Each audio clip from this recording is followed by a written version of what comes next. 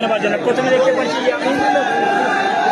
ইয়ামিন আসছেন, সিলেটের অত্যন্ত সুনামধন্য একজন বাইরালি ফুটবলার, অসাধারণ খেলা উপহার দিয়ে রাখেন এই সেকশনের ফুটবল। সেই ইয়ামিনকে আজকে লক্ষ্য করে 4 নম্বর জার্সি পরে মাঠে নেতৃত্ব দিচ্ছেন।